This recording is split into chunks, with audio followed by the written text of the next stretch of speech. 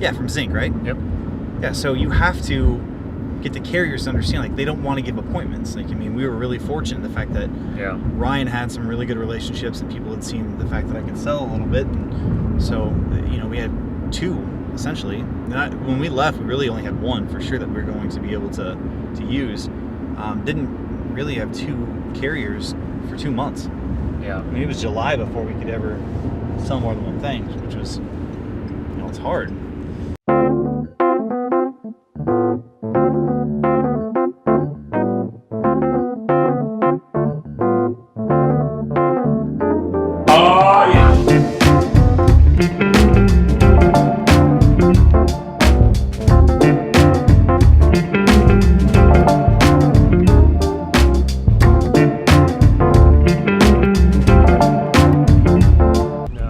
Drive you downtown and show you around places that are boring in Iowa. Alright. Or less boring. Cool. Ryan, we'll see you in a few. Alright, sounds good. So I don't know how much you care to know, but this is considered technically West Des Moines and the West Glen area, which is kind of the nicer, shops, restaurants, things like that. It's very flat. Yeah, not a lot of I was surprised at how flat it is. It's like there's no building. Yeah, even Ohio's a little bit. There's a few more hills than we do here. Like buildings, everything. It's just kind of, we're keeping things low to the ground just in case. My wife stays at home with our kids, and God bless her. That's what she wanted to do, and I'm really happy that she gets to do that. Yeah. That's part of why this was so scary, because I'll never forget, 2 years ago today, we started this agency, and my wife calls me, and she's just, I could tell something was wrong, just when like something's not right. And she's asking if she can go to lunch or stop by, and I'm like, we just started. This is on May 4th, and I remember that because I'm not a Star Wars guy, but May the Star 4th Wars be with you? Yeah, May the 4th, right. She was like, I've got work to do. We're just getting set up. We don't even have our furniture up yet. She's like, I have to talk to you. And then you start going through that whole, like, oh no, what did I do? Like, what is so bad that, she has to come tell me now? Well, come to find out, she's pregnant. Oh. She's like, I so know you could have just said good or bad. Like, I could go with good or bad right now. Yeah.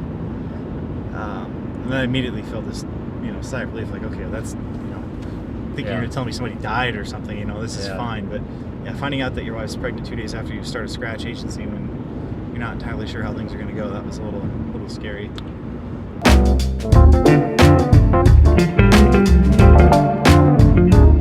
People that walk into family agencies that complain, it's nothing compared to probably starting a scratch agency. Yeah, it's different, and we had one of those in today. Came from another smaller town, really nice town here outside of Des Moines by about an hour.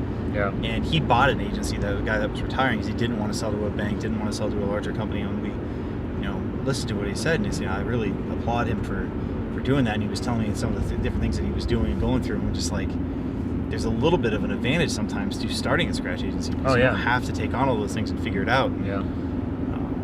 That's the beauty of it. Like, there's not just one way to do this.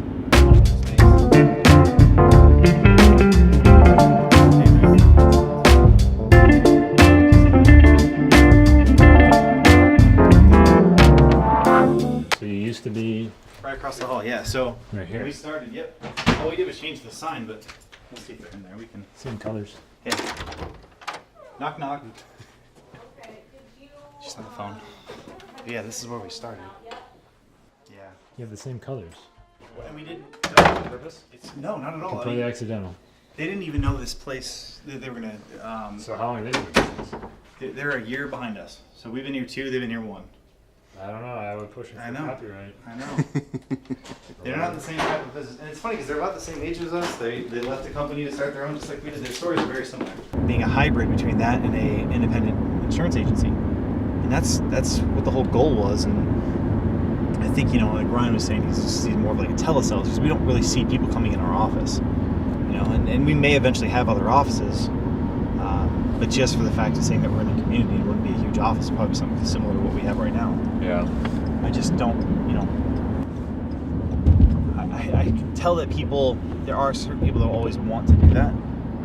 That's not the way that I like to buy, and I think there's a lot more people that are like us, and I think we've proven that people like doing business the way that we do it, and, albeit we're only 2 years in, so it's kind of hard to tell if our retention's going to stick as well as ones that have people come into the office. I think that we're providing an experience that people appreciate. Yeah, I mean, I think as long as you know what the focus is, or like you said, being intentional about whatever that Yes. thing, the decision is, right? Yes. If it is being good at multiple lines, well, either you have to be good at it, or you need to have people Correct. that are good at it. You know, it's like it's hard to be really good at more than 2 or 3 things. That's I guess kind of the point. So I should clarify that. But yeah, if you have the resources to have Right. someone who only sells health insurance, Right. Yeah. and somebody who's only a commercial producer, and then you have people that And can that's- personalize it, then that's That's fine. what people mix up. They think like everybody in the agency needs to do that thing, you know? I guess that's what I meant more. So when you hear people say like, "Well, we sell Yeah. a little bit of everything," Yeah. well, do you personally, or Right. And we see a lot of people doing that.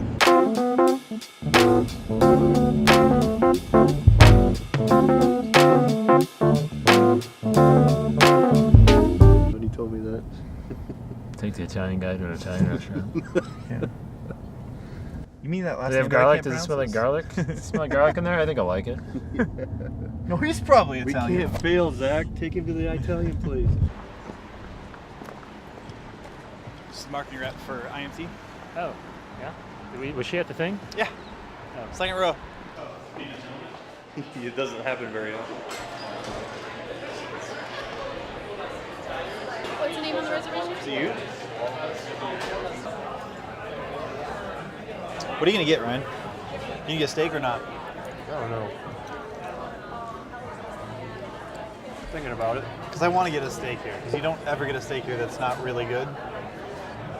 That's some good olive oil. What's that? That's some good olive oil. Yeah.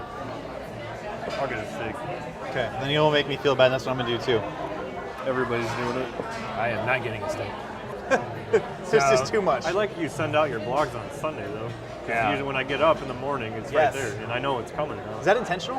What? That you send it on Sunday morning? Yeah. Okay. Because that's 4:30 a.m. Eastern time every Sunday. that's really. I know it's coming. You notice I also like about, and I'm not trying to stroke your ego here, but when you were talking about you don't have to have those paragraphs, the one line, I love that. I mean, Hanley does the same thing too, but it makes it so much easier to read. It's more enjoyable to read it that way. Yeah, I mean, a couple sentences, you know? I mean, yeah, the whole big block of text. It isn't that there's an issue necessarily with what they're doing, it's the fact that you're competing for attention all the time.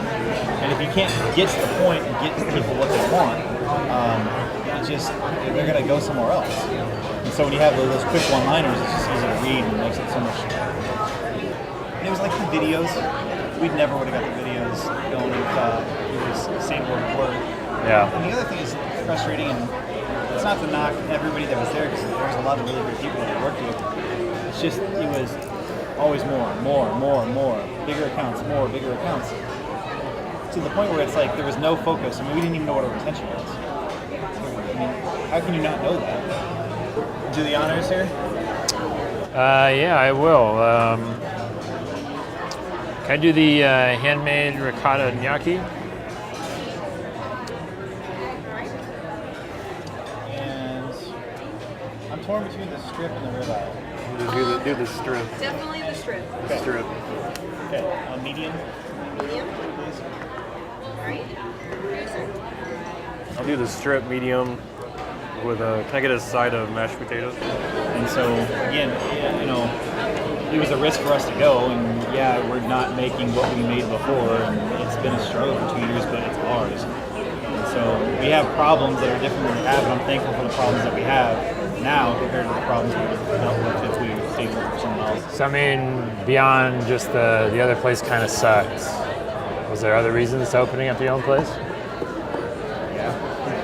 I think, you know, Ryan and I tell people, like, it's not just about making money. Yeah. And that's true. I mean, of course we want to make money, everybody wants to make money, but I think Ryan and I just really enjoy the challenge of people, you know, saying that it can't be done, or, you know, this is going to be really hard, Thank you. trying to figure out a way to do it better. I think that's what kind of drives.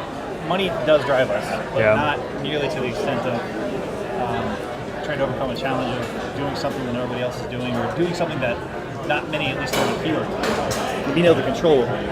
Well, everybody told us, well, you can't start a scratch agency because you can't get markets, and you need to go to an aggregator, and if you're going to do that, and then nobody thought we planned it out, and they're like, well, it's such a long-term play, you're never going to make it. You're never going to outlast the commission cycles, and I mean, it was.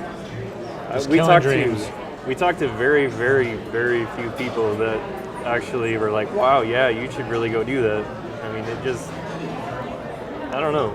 I mean, and I think the more we talked about it, the more we wanted to do it, and the more that I mean that's kind of like the ultimate goal, is to get to the point where we can look back at a lot of the people that kind of scoffed at us out of the chute and laughed at us, and they're like, "You guys are crazy," and just kind of prove that it works and prove that you can still be a good independent agent, and you can still give good advice, and you can still help people, which is what it's all about, because they trust you with their house, their cars, their most valuable assets. And it's like there's still a trust factor, and if something bad happens, that's their whole livelihood. But so you can still help them with that, and you can still do it, like you can still use technology, and you don't have to shake everyone's hand, and you don't have to do all the things that everybody thinks you have to do to be successful. So what would you say to somebody watching this? They're captive. They're at a place they don't like, thinking about going on their own. What's like the most important thing you would tell somebody at that moment? Overall, I think the most important thing, depending on where you're at, is having the support of the people around you, because it's not easy. I think that's the first thing that I would say, is that if you're married and your spouse isn't on board with this, or you think that's going to be a hard, don't do it, because that's the part that I think both of us have that has really helped us when things are rough. We don't go home to somebody that says, "This is terrible. I can't believe you did this. I don't know why you did this." So I think that would be the first thing.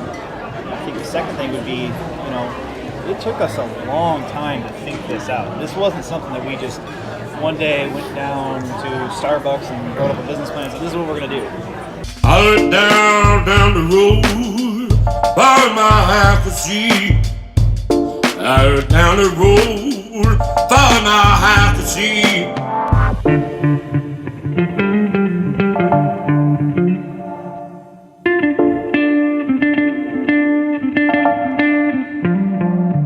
I look down the road, by my half a sheep. I look down the road, thought I have to see.